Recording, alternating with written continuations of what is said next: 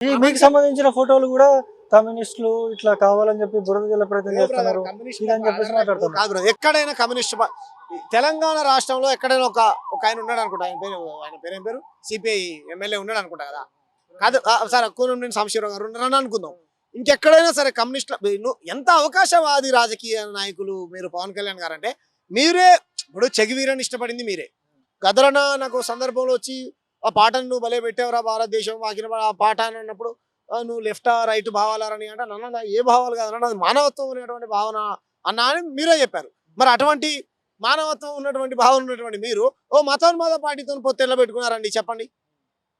ఓ మతోన్మాద పార్టీ ఆ పార్టీ ఇప్పుడు మీరే తెలంగాణకు అనుకూలం అంటారు ఒకసారి, నేను 11 రోజులు అన్నం తినలేదంటారు ఒకసారి, నన్ను ఆయన జగన్మోహన్ రెడ్డి రావద్దన్నాడు, మీరెవడు రావద్దన్నాడు, తెలంగాణ ప్రేమించింది అసలు తెలంగాణ ప్రజలు నాకు అండగా ఉన్నారంటారు, మళ్ళీ మీరెవడు రావద్దనడానికని అంటారు. నిన్ను ఎవరు రావద్దు అంటున్నారు?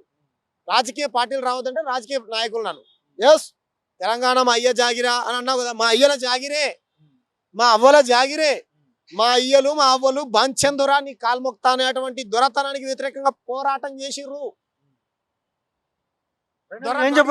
గడిలో ముంగటించి మా తాతలు పంచలు ఎత్తుకొని నడిచిర్రు. అటువంటి బతుకు బతికినాం.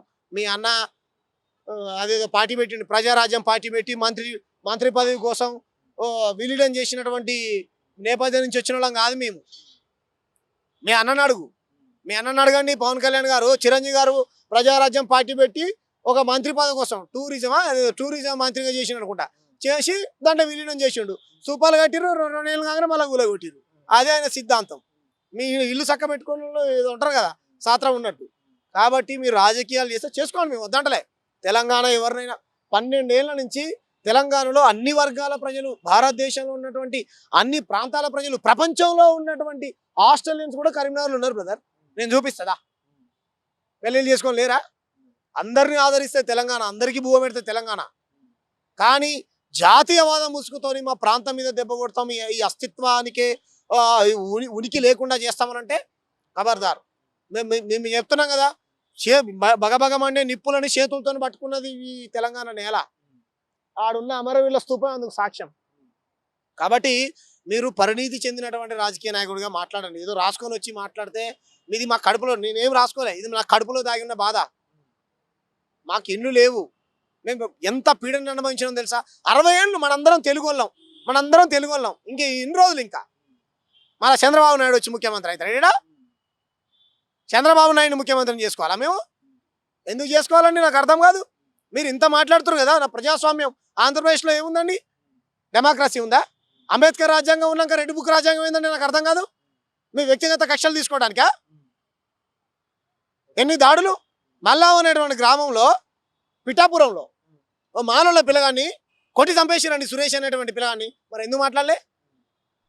మీరే చెప్తారు మన తెలంగాణ వాళ్ళకు తెలంగాణ పిచ్చుంది, ఆంధ్ర వాళ్ళకు కుల పిచ్చుందని. మీ కుల పిచ్చి వాళ్ళే చంపేశారు.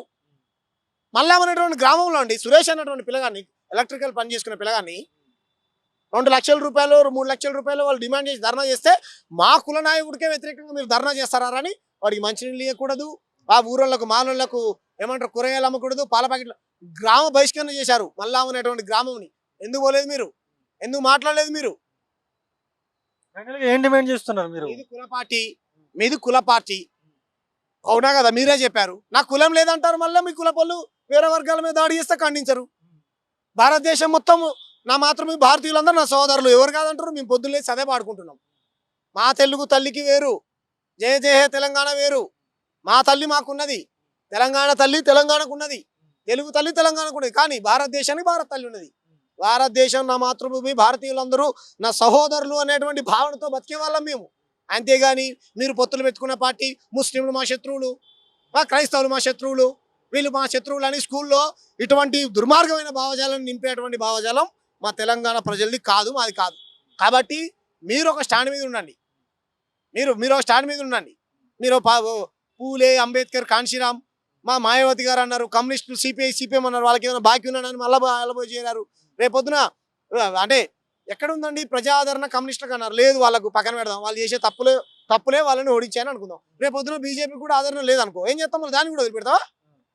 ఇక కాక్రోచ్ జనతా పార్టీ ఒకటి ఉంది, దాంతో పొత్తు పెట్టుకుంటావా?